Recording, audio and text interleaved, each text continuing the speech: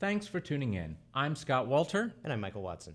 In this episode, we discuss the way that labor unions and environmentalists drive up the price of your car. This is the InfluenceWatch podcast.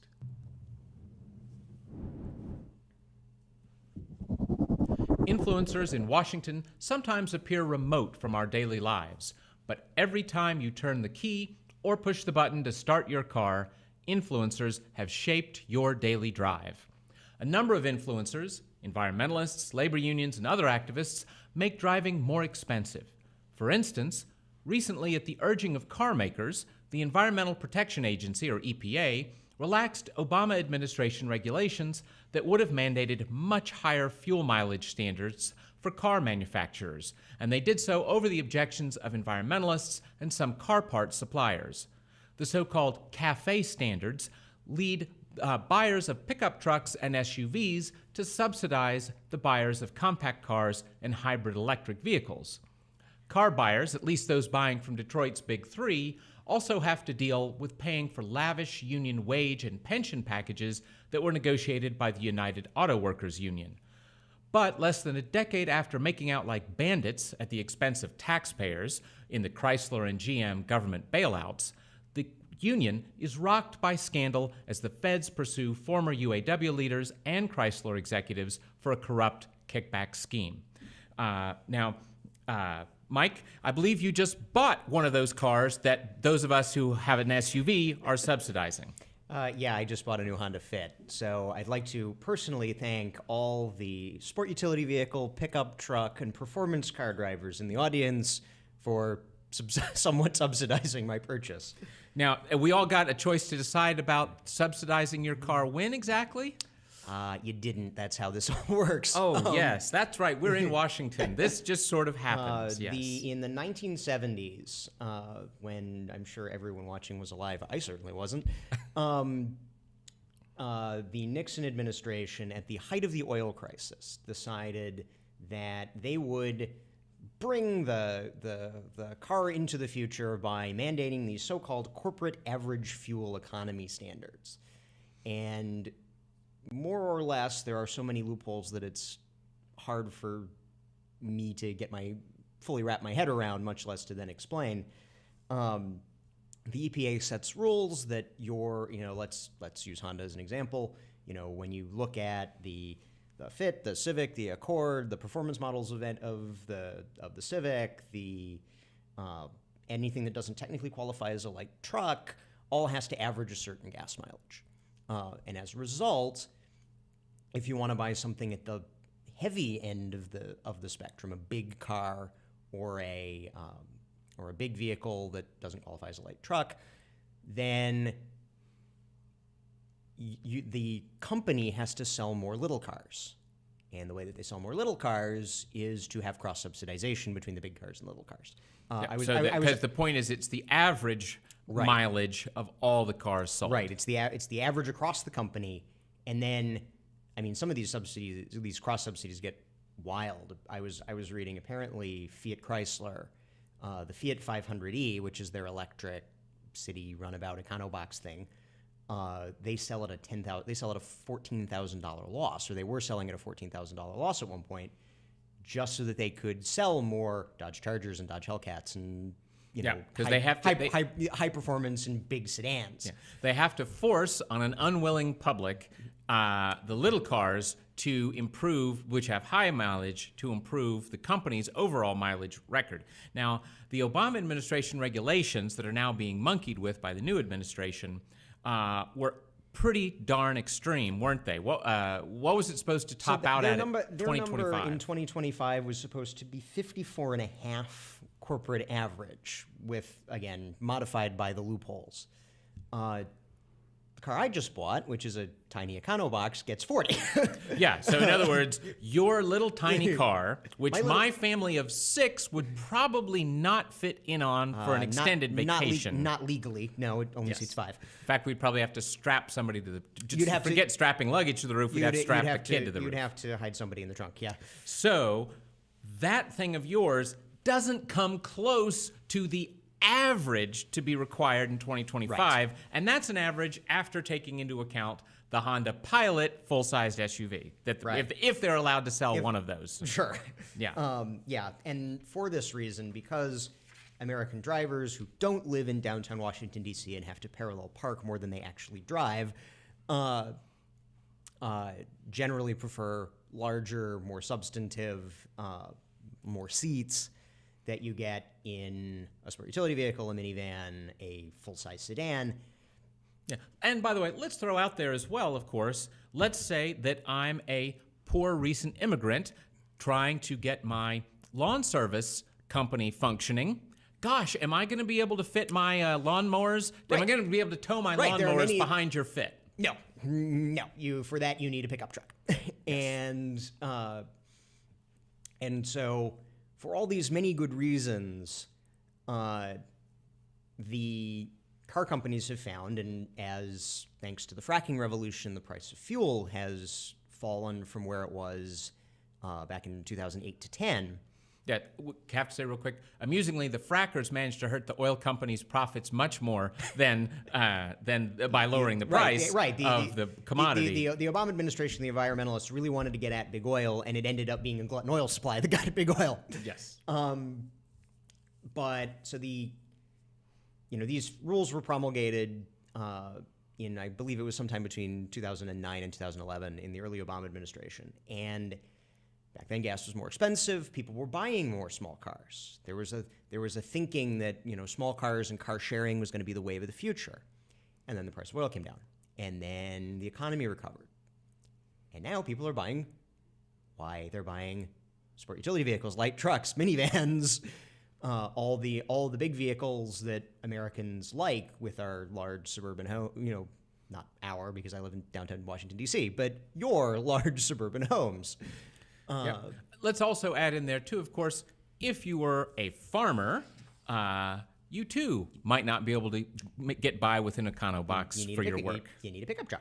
Yes. People who are hauling around, or building materials,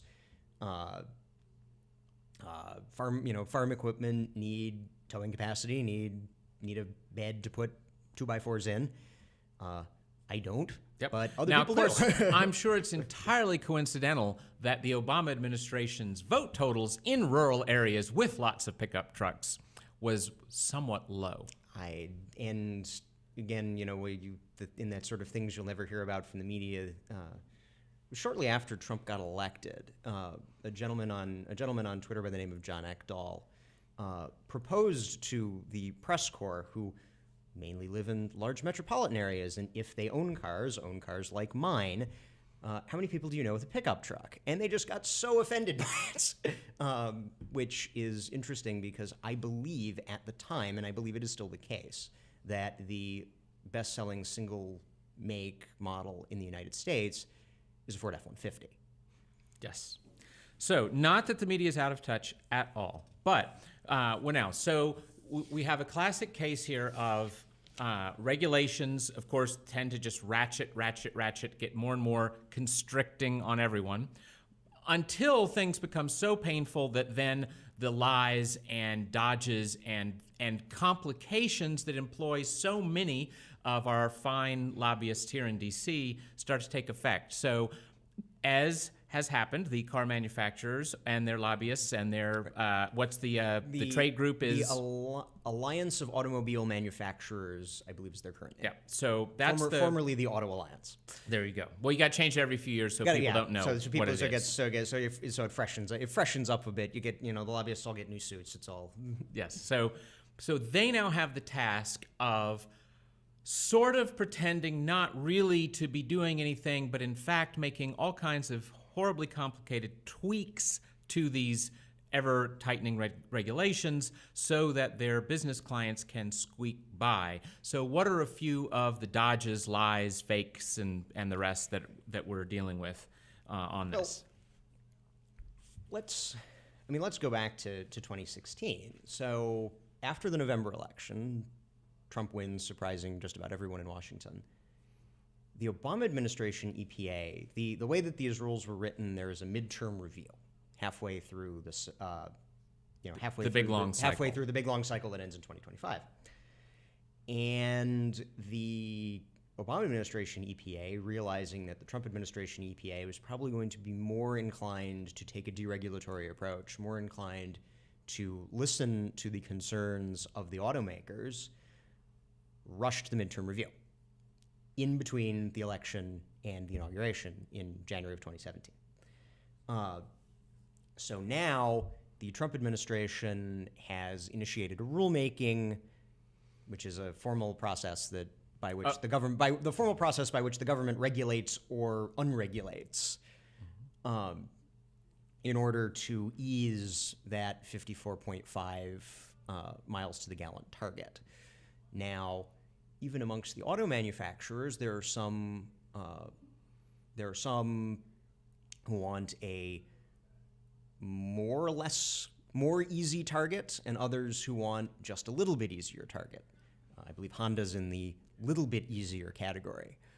Because they're actually selling a fair number. Because they're selling a fair number of small cars, whereas a Ford is selling a bunch of pickup trucks. So there's some conflict there. The manufacturers of engine control units and other technical car innovations that manage, the electronic part that in those V8s that turn off the 4 cylinders when you're sitting at the stoplight, they want to keep the tough standards, keep the CAFE standards as high. Even if they can't get them to be as high as the Obama administration wanted them, they want to keep them high so that there's still a demand for their engine management products. Yep. And let me jump in there just to make the point. This is a very classic phenomenon in regulation, and that is the left loves to preen about we're opposed to those horrible big corporations, but nearly always in the end it comes down to actually there are corporations on both sides of an issue, and you folks are helping one side of corporations. If you are a manufacturer who has an advantage when people like me come to the dealership to buy a really small car, you want to keep the CAFE standards high. Maybe not as high as the Obama administration had them, but you want it to be. I mean, in fact, the way that the Obama administration standards are written, there's a trading system. So if real world example, Fiat Chrysler, they were missing the targets, so they had to buy a bunch of these credits and from companies that had more than were meeting the target, like Honda. So you can see where even if both Chrysler and Honda want it to be somewhat easier, Honda would like it to be stricter than Fiat Chrysler. Yes. So please, our left-wing listeners, keep in mind you are helping one set of big corporations against another. That, by the way, explains why when you look at political donations by big corporations, they typically split around 60-40 between the parties, almost even, opposed to... Businesses are far more interested in backing winners and getting the ear of legislators than advancing an ideological program in a way that a trades union is, and the way that a single-issue group is. Exactly. So if you look at single-issue groups, trade unions, and their hard political giving, the numbers tend to be not 60-40, but 97-3, 98-2, 99-1, or 100%. As we've discussed on previous shows that we've had. Well, so you talked about we talked a bit about how the regs are being twisted and contorted. There's also, I believe, even more complicated. You can get a car manufacturer can get credit for little teeny tweaks to its cars. And that, too, counts, even if those tweaks don't really show up in the actual mileage. Right. There's rules about the car's footprint, apparently, how much land it takes up when it's parked. It's all very complicated. And wasn't there an air conditioner, something about the air conditioning? I think I remember reading certain types of air conditioning components will get you credits and all. So, yes, and again... we want to remind people, if you think you like the sound of some of these regulations, let us remind you that these regulation regimes only get not only more and more tight, but they also get more and more complex so that no normal human being can ever make sense of them, which is ideal for the lobbyists whose entire lives revolve around tweaking the tiny little things that even the congressional staffers they're talking to don't understand. And if you think that these, these very large multinational companies like the automakers aren't using those loopholes to advance their interests, no, they are. Yes. Well, and that's another thing. When you have to employ lots of lobbyists who specialize in these things, and by the way, the lobbyists typically were previously Hill rats working for various members of Congress or themselves members of Congress.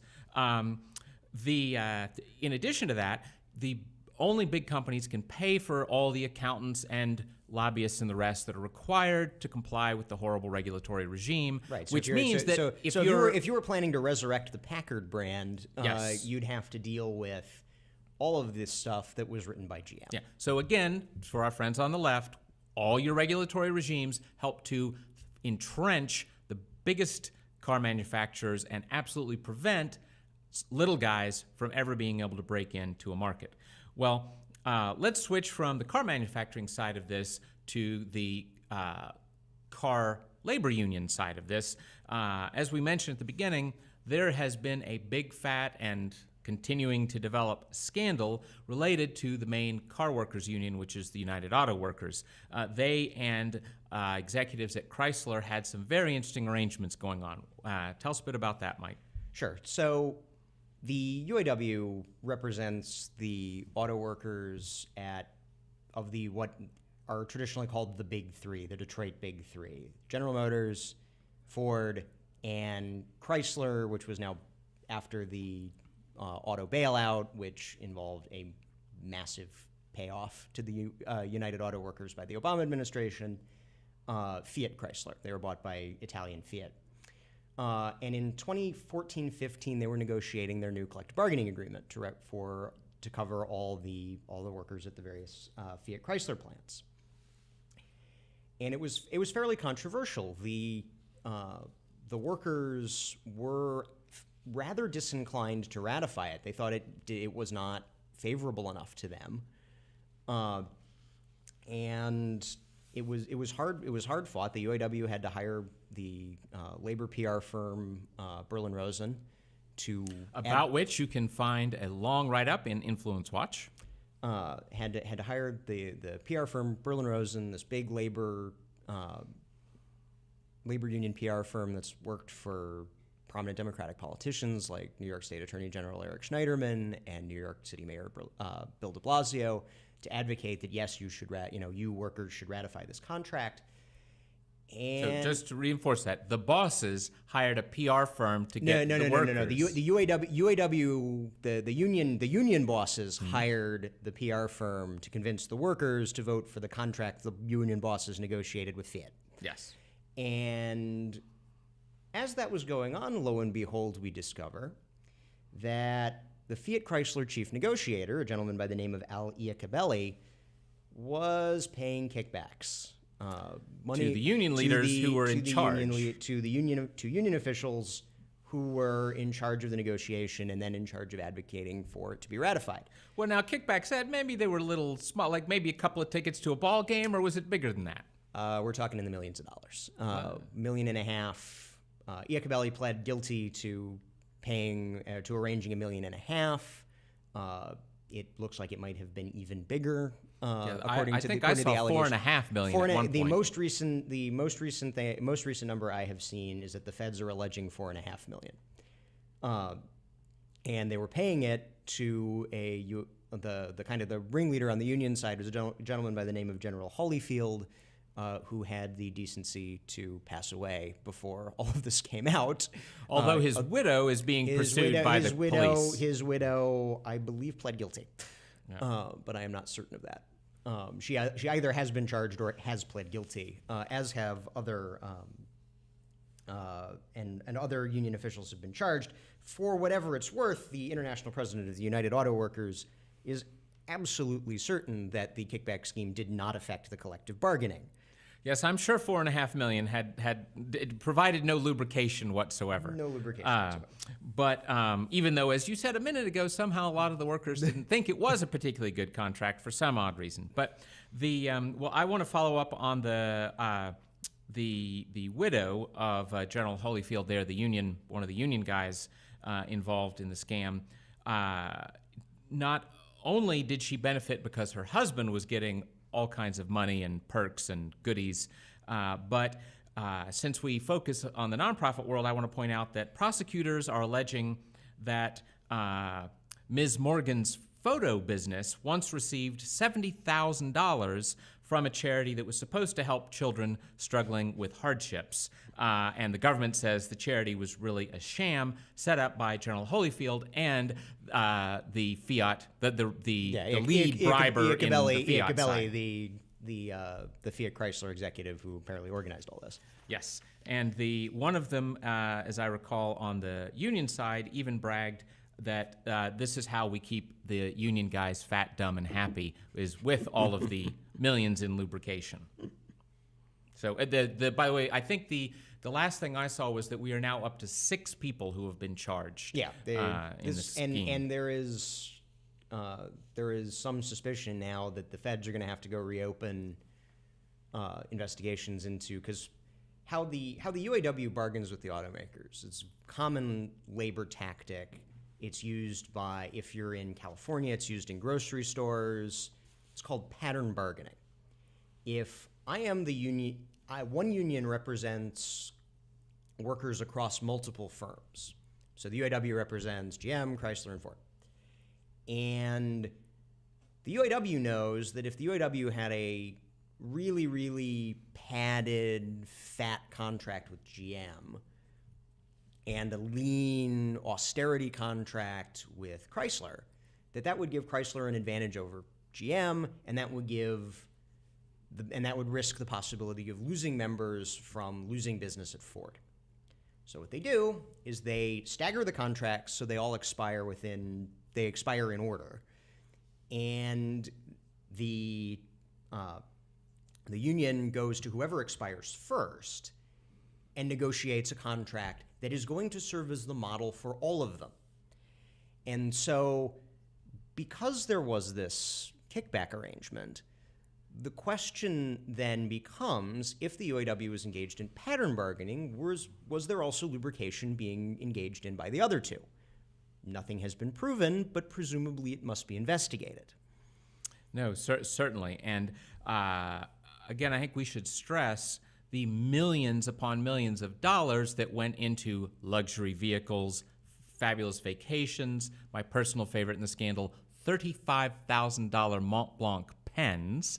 That sounds like something you'd use to smuggle your money out of Switzerland. Right. That sounds like the former governor of Virginia with a $75,000 Rolex, or the former Trump campaign chairman who had bought like several $1 million worth of rugs. It's had $35,000 pens. Well, as I think about it, I'm 54 and I've never bought for myself or my family a $35,000 car. But anyway, the source of the millions upon millions of dollars involved in this lubrication scheme was a fund that was supposed to go to training workers and helping them be able to advance in their careers. To advance in their career and compete with workers abroad and and to modernize the operations at the big 3 automakers. Yes, and I would add, in the case of the charity from the wife of one of the union officials, that was a charity supposedly helping handicapped children. So this is unfortunately an ugly pattern in the sort of thing we talk about at InfluenceWatch. I mean, I remember back when I first moved to Washington, one of the city councilors had a charity that was supposed to be for youth sports, and he was using it for embezzlement. Yes. So we should always be wary about people preening on a public stage saying we are there to help the working families. We're there to help the worker and the rest. Well, not all of them are. Intentions are not a substitute for aggressive oversight. Yes. So not all of them are. And in fact, And the mainstream media, this is one of my complaints with the mainstream media, which somehow always manages to take the claims to purity and selflessness for granted, at least when they come from the left side of the spectrum. Until the feds show up. Yes. So, well, we talked about how the lavish contracts that unions are often able to have traditionally been able to win from the big three in Detroit. Well, of course, in my living memory, Detroit was one of the richest cities in the nation. That is not a sobriquet that has been given to it in recent years. They're out of bankruptcy now. Yes, barely. Although it took charity, partly because big charities, partly because foundations. Was it the Ford Foundation that bailed them out? One of the there were multiple, but yes, there were. So charities helped to bail the town out. But it's still not a very. Let's put it this way: you wouldn't want to be a realtor with the city of Detroit as your base. You could certainly you would have to really.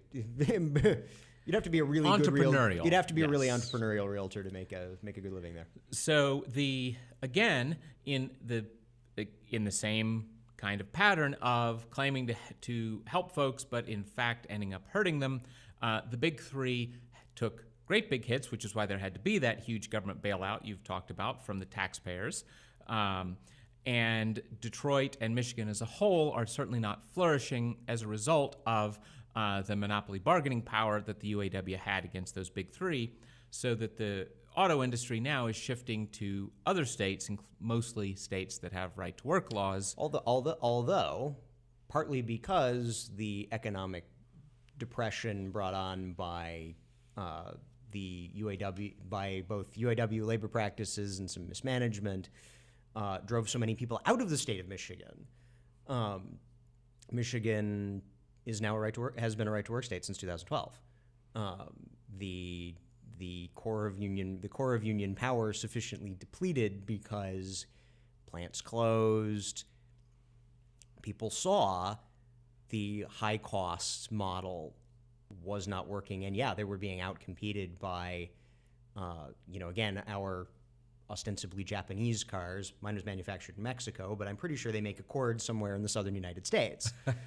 They make Nissans in Mississippi. They make Toyotas in Tennessee, I think.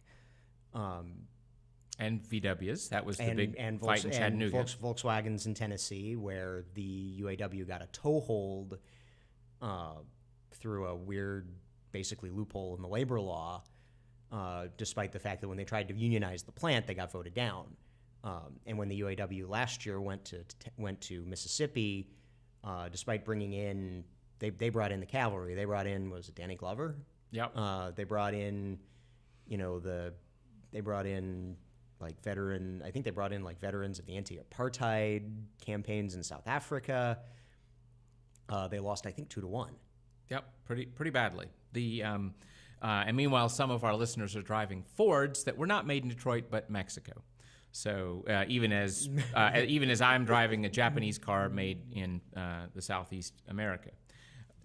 Well, the larger theme of the show here is how all these influencers are making your and my cars, well, less yours than mine, cars more expensive. And I want to get one other quick thing in here before we go to some other stuff. We often discuss environmentalists, and there is a related thing that makes your daily commute more expensive, and that is, just as we have these unreasonable regulations for mileage in the cars that manufacturers sell, we also have unreasonable regulations for the ethanol in the gasoline that people have to buy.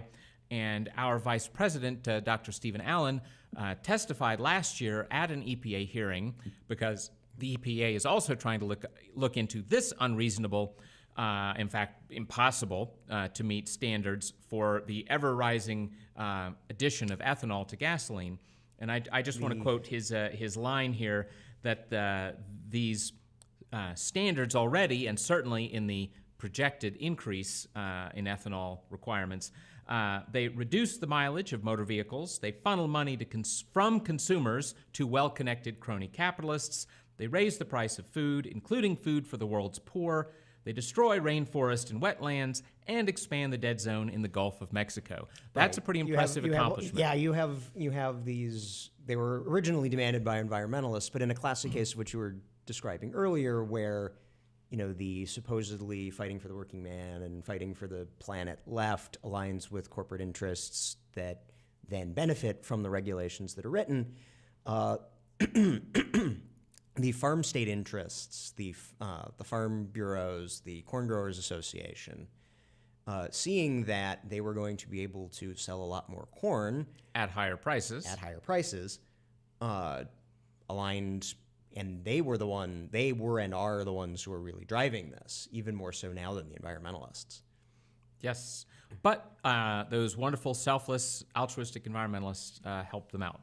Well, speaking of our environmentalist friends, and switching back to the CAFE standards, the regulations that govern we're all talking about fuel. Now we're talking about how efficient you have to be. How efficient the fuel is burned in your car. The Sierra Club has been particularly active in fighting for the high mileage regulation, I believe. Yeah, the Sierra Club, which is one of the bigger, they might be the biggest, but they're one of the couple biggest. And should be looked up on InfluenceWatch.org to check. Environmentalist groups in the country, they have pushed very heavily, and especially, again, taking that sort of left-wing tactic of picking a target and freezing it. They've gone specifically after Ford, and they've been doing this kind of on a myth, which they apparently invented 12 years ago. Supposedly, according to the Sierra Club, the Model T made in the 1910s was getting 25 miles to a gallon of gasoline. To the extent that anyone has attempted to confirm this, that is a myth. The Ford apparently says it was between 13 and 21. Motor Trend agrees with Ford. But the idea was by the Sierra Club was that we'll say, ha, you haven't improved gas mileage in 100 years, therefore you are in cahoots with big oil for some evil, dark conspiracy. There's a very good reason that the progress in fuel mileage has not been as high as groups like the Sierra Club might want, and that's that cars have gotten a lot heavier. And let me guess, are there regulations pushed by other parts of the left, Ralph Nader, call your office, related to this? Right. No, you have the so-called consumer advocacy groups. A lot of them, this is how Ralph Nader got his start, right, with the Pinto and the supposedly faulty fuel tank. Well, and before that, the Chrysler Corvair, but that was long before you were born. Unsafe at Any Speed was, I think, his very first book, which referred to the Corvair. Certainly one of the titles of his books.